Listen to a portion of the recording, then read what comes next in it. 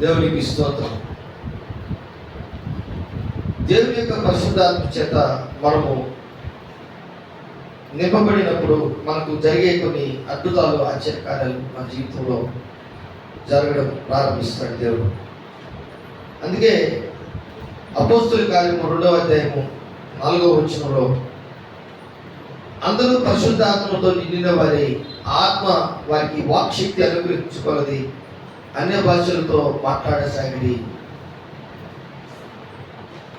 ప్రియమైనటువంటి దేవుని బిడ్డలారా, ఈ అన్య భాషలు, వాక్శక్తి, పరిశుద్ధాత్మతో నింపబడిన వారికి దేవుడు అనుగ్రహించినటువంటి ఆ గొప్ప కార్యములను వారు వివరించడం వారు మధ్యలో ఉన్నటువంటి ఆ మేడగది సహవాసంలో ఉన్నటువంటి వారందరూ కూడా పరిశుద్ధాత్మతో అగ్ని జ్వాలలతో నింపబడడం, పరిశుద్ధాత్మ వారి మీద కుమరించబడి అగ్ని జ్వాలలతో వారి మీద నాలుకలుగా విభాగింపబడి ఒక్కొక్కరి మీద రావడం, వారు వాక్శక్తి అనుగ్రహించుకోవాలి అనే భాషలతో వారు మాట్లాడుచుండగా ఆ ప్రాంతంలో ఉన్నటువంటి కేత్రీలు, అరబీలు, అలాగే పార్తీయులు, మాదీయులు, ఎలోమీలు, మెసొపొతేమియలు, యోదయ, కప్పదోకియా, పొంతు, ఆసియా, ఫ్రుగియా, పంపులియా, ఐగుప్తు, అలాగే దేశములందు కురేనియా దేశము, లిబియా, కాపురమున్నటువంటి రోమా పరవాసులుగా రోమా నుంచి వచ్చినటువంటి వారు, వీరందరూ కూడా కేత్రీలు, అరబీలు, వీళ్ళందరూ ఏం చేశారంటే వీరు మన భాషలతో దేవుణ్ణి ఏం చేస్తున్నారట? కనపరుస్తున్నారు, గొప్ప కార్యములు వివరిస్తున్నారు అని వారు కలవరపడ్డారు, విభ్రాంతి పొందారు, ఆశ్చర్యపడ్డారు. అంటే పరిశుద్ధాత్మతో నింపబడినటువంటి వారి జీవితంలో వారి ద్వారా దేవుడు చేస్తున్నటువంటి అద్భుత కార్యాలు, ఆశ్చర్య కార్యాలు మనము నిన్ను చూస్తే ఎలాగుంటావంటే మామూలు సామాన్య వ్యక్తిగా ఉంటావు. కానీ నువ్వు పరిశుద్ధాత్మ పూర్ణురాలుగా, పరిశుద్ధాత్మ పూర్ణుడిగా మారిపోయిన తర్వాత నీకు ఏం జరుగుతుందంటే నీకు తెలియకుండా అద్భుత కార్యములను, ఆశ్చర్య కార్యములను వివరించడం నీ జీవితంలో ప్రారంభమవుతాయి. అంత మాత్రమే కాదు, నీకు కృపావరాలు కూడా దేవుడు 9 కృపావరాలు ఇస్తాడు. స్వస్థత వరం ఇచ్చాడు అనుకో, అనేకులకి స్వస్థత కలుగుతూ ఉంది, అనేకులకి అక్కడ విడుదల కలుగుతుంది, దయ్యములు వెళ్ళిపోతాయి, బంధకములు తిరిగిపోతాయి. బంధకములు తిరిగిపోతాయంటే బంధింపబడినటువంటి సైతాను చేత బంధకములతో నింపబడినటువంటి వ్యక్తి విడుదల పొందుతాడు. మీకు ఒక ఉదాహరణ చెప్తాం చూడండి. పౌలు, శీలలు చెరసాలలో వారిని పుతోను దయ్యము వారు వెళ్ళగొట్టిన తర్వాత వారి యొక్క వ్యాపారము చెడగొట్టారని వారిని 30 సార్లు 30 బెత్తముల దెబ్బలతో వారిని కొట్టి, వారి వీపు అంతా కూడా పగలగొట్టి, వారి వస్త్రాలు తీసివేసి వారిని కొట్టి రక్త గాయాలు చేసి వారిని ఎంతో బాధ పెట్టి, దుఃఖపెట్టి, హింసించి వారిని కొట్టి మరలా వారిని చెరసాలలో వేయించారు పౌలు, శీలలు. అవునా? వారు చేసిన పని ఏంటి? పుతోను దయ్యమును సోది చెప్పుతున్నటువంటి ఆ పుతోను దయ్యం వెలగొట్టారు. పౌలు బాధపడ్డాడు, బ్యాగుల్లో పడ్డాడు, ఎంతో బాధపడ్డాడు. అనేక సార్లు ఈ పౌలు గురించి, ఈ శీలల గురించి మాట్లాడుతూ ఉంది ఆ పుతోను దయ్యం. మీరు సర్వోన్నతమైన దేవుని కుమారులు, మీరు మాట వినండి. ఆయన ఏమీ మాట్లాడకుండా అనేక సార్లు వెళ్తున్నటువంటి పరిస్థితిలో ఒకసారి మాట్లాడవలసి వచ్చింది. ఈ పుతోను దయ్యాన్ని అపోస్తలుడైన పౌలు గద్దించినప్పుడు వెంటనే ఆ దయ్యము ఆ యవనస్తురాలులో నుంచి వెళ్ళిపోయింది. ఆ చిన్న దానిలో నుంచి వెళ్ళిపోయింది, దయ్యం వెళ్ళిపోయింది. మామూలు వ్యక్తి అయిపోయింది, ఇంక సోది చెప్పలేదు. అక్కడ ఇక దయ్యము సోది ఇంకా చెప్పలేదు, ఎందుకంటే ఆమెలో దయ్యం ఉంది. ఆ దయ్యం చెప్తుంది, దయ్యాలు కూడా చెప్తాయి కొన్ని. అందుకే మనము కొంతమంది ఏం చేస్తారంటే చేతపడి శక్తుల్ని ఆస్వాదిస్తారు, కొంతమంది తాయితుల్ని. ఒక్కొక్కసారి ప్రార్థన చేసినప్పుడు వాళ్ళ తాయితులు ఉన్నాయని దేవుడు బయలుపరుస్తూ ఉంటాడు. పోయిన ఆదివారం కూడా ఒక ఆమె నేను ప్రార్థన చేస్తుంటే నాకు ఎలాగుందంటే, ఆమె తల మీద చేయి పెట్టి ప్రార్థన చేస్తుంటే ఆ తల మీద చేయి తీసేయనే టైపులో మనసు నాకు ఉంది. నేను ప్రార్థన చేసుకున్న తర్వాత, ఆమె ప్రార్థన చేసిన తర్వాత ఆమె అడిగాను, మీలో ఏమన్నా తాయితులు ఉన్నాయా అని. తాయితులు ఉన్నాయంటే ఉన్నాయి పాస్టర్ గారు అన్నది. ఎక్కడికి పోయావు అంటే మూలపేటకు పోయి వేసుకొచ్చాను. ఎక్కడికి పోయిందట? మూలపేటకు పోయిందట. దేనికి? ఎంత డబ్బులు ఇచ్చావంటే కొంత డబ్బు ఇచ్చాను. తాయితలు ఎందుకు తాయి తీసుకొచ్చావమ్మా అంటే, ఆ తాయితలో నాకు జ్వరం ఆగట్లేదు.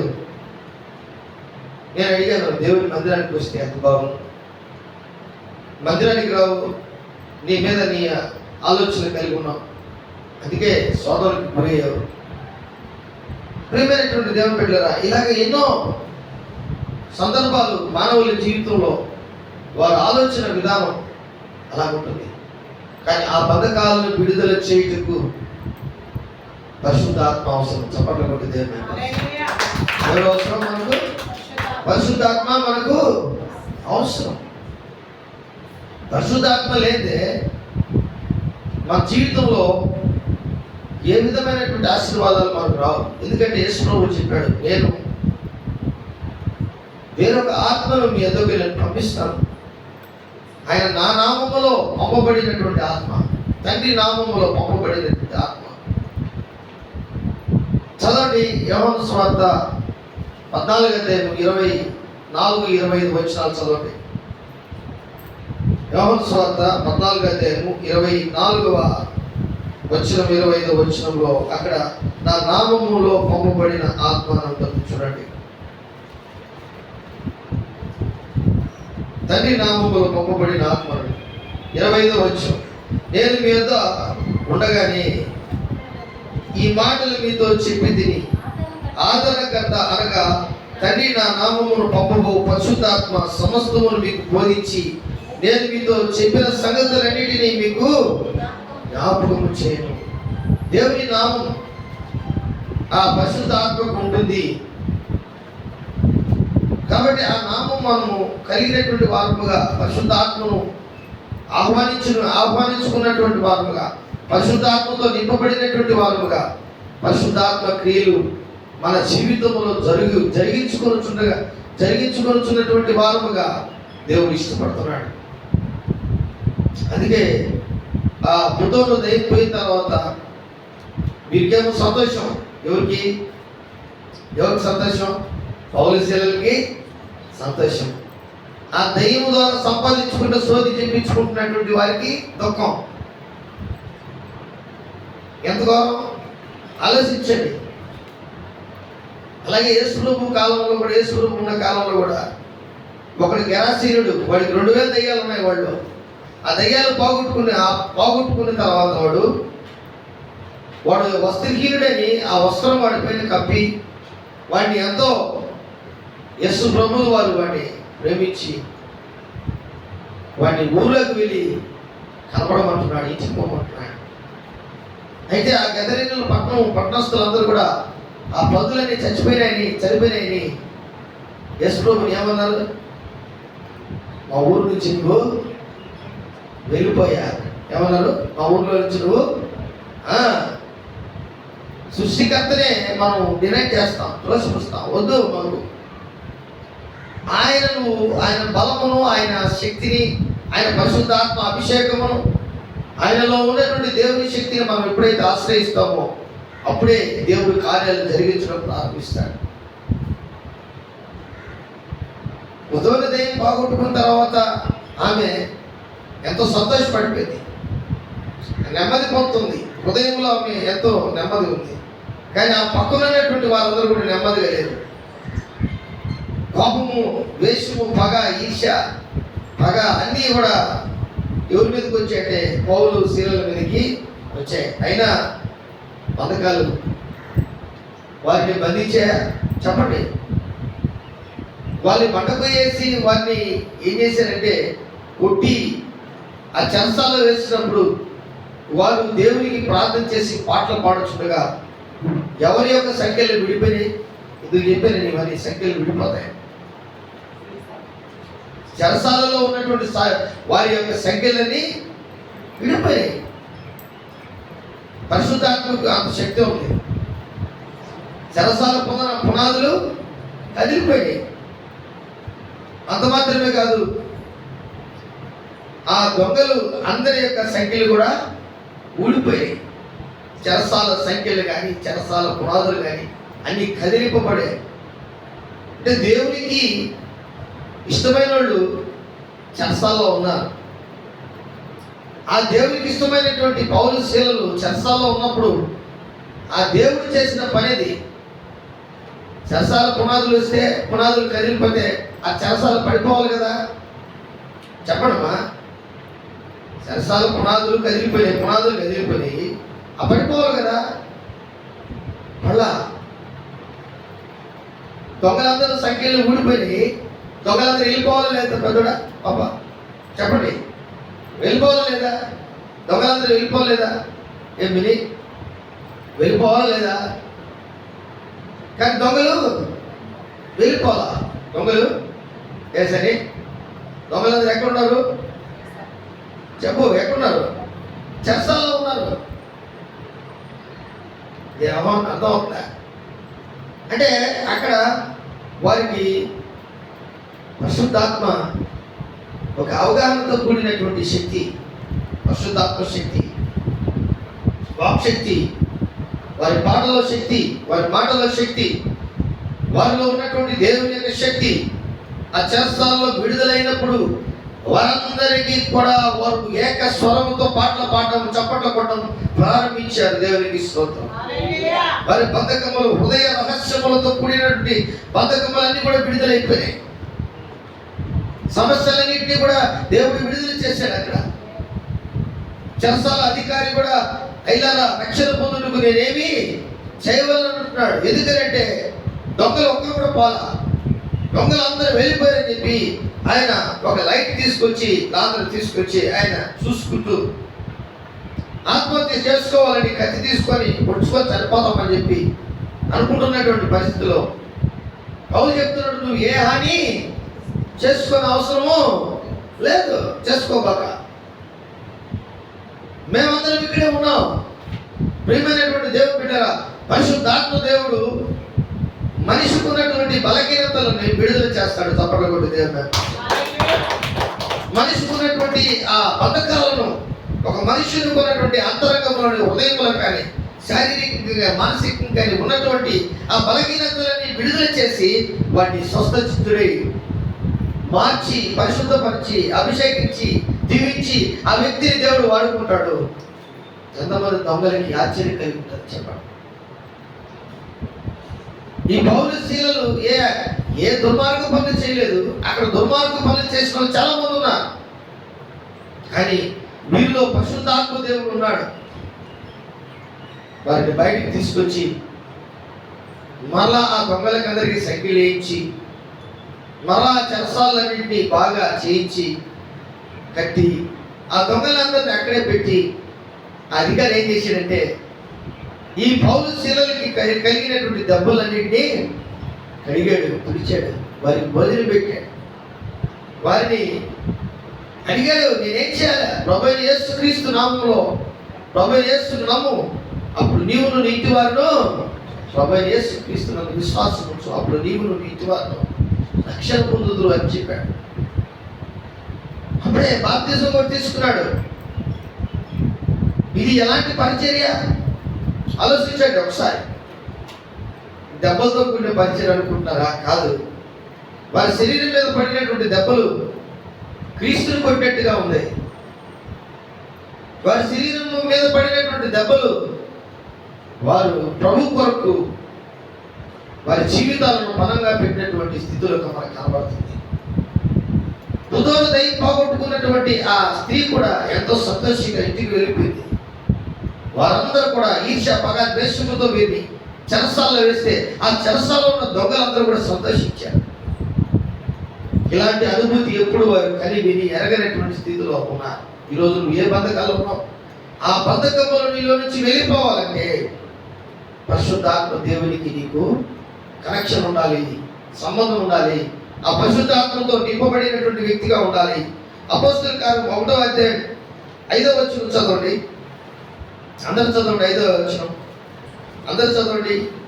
యోహాను నీళ్ళతో బాప్తిస్మము ఇచ్చారు కానీ కొద్ది దినములలోగా మీరు పరిశుద్ధాత్మ బాప్తిస్మము పొందుదరను. హల్లెలూయా.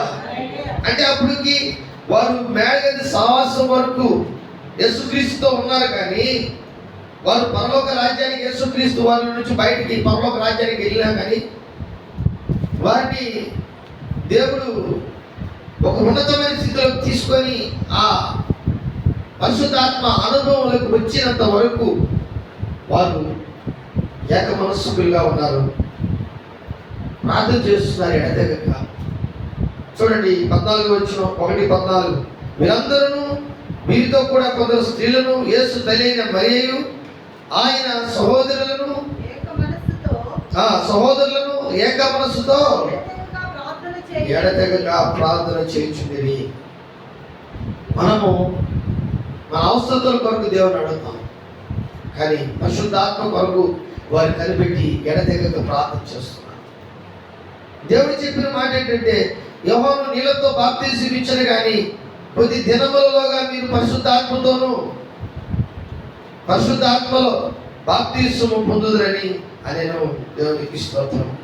ఈ మాటని గమనిస్తున్నా, ఈ మాట కొరకు ఎదురు చూస్తున్నా, ఈ మాట కొరకు వారు ప్రార్థన చేస్తున్నా. అయ్యో మాకు యోహాను నీళ్ళలో బాప్తిస్మం ఇచ్చాడు, ఇప్పుడు పరిశుద్ధాత్మ దేవుడు మాకు ఏ విధంగా బాప్తిస్మం ఇస్తాడు, ఏ విధంగా మేము పరిశుద్ధాత్మ బాప్తిజం పొందుకుంటాం, ఏ విధంగా మేము పరిశుద్ధాత్మలో బాప్తిజం పొందుకొని మేము ఏ విధంగా ఉంటాం, మాకు అనుభూతి లేదు. వాళ్ళు ప్రార్థన చేస్తున్నప్పుడు భాషలు లేవు. ఎప్పుడు వచ్చే భాషలు, ఎప్పుడు వచ్చింది వాక్శక్తి అనుగ్రహించుకోలేదు, అన్ని భాషలు మాట్లాడసాగి ఆ ప్రాంతంలో ఉన్నటువంటి యూదుల మధ్యలో ఉన్నటువంటి వారందరూ కూడా కలవరపడ్డారు, విభ్రాంతి నొందారు, ఆశ్చర్యపడ్డారు. దేవుని గొప్ప కార్యములను వివరించున్నారని చెప్పుకున్నారు. 4 విషయాలు. అంత మాత్రమే కాదు, రకరకాల దేశములు వారు అక్కడ ఉన్నారు, వారందరి భాషలు వీరు మాట్లాడుతున్నారు. హల్లెలూయా, హల్లెలూయా.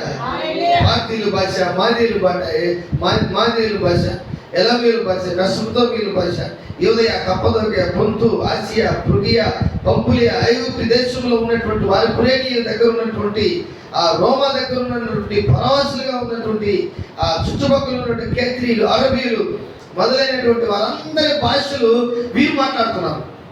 హల్లెలూయా. అప్పుడు దాకా మీకు అసలు విద్య లేని పామర్లని చెప్పుకుంటున్నారు.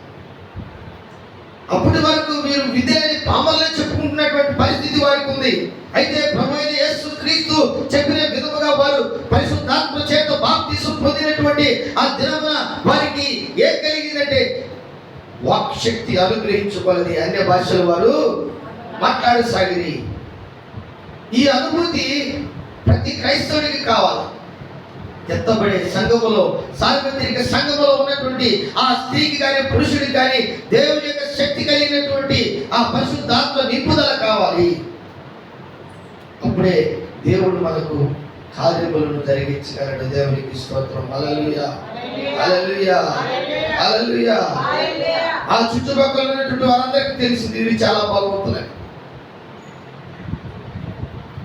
ఆ చుట్టుపక్కల ఉన్నటువంటి ప్రదేశంలో నుంచి, ఆ దేశంలో నుంచి వచ్చినటువంటి యెరూషలేములో కాపురం ఉన్నటువంటి వారందరికీ తెలిసింది వీరు చాలా గొప్పోళ్ళని.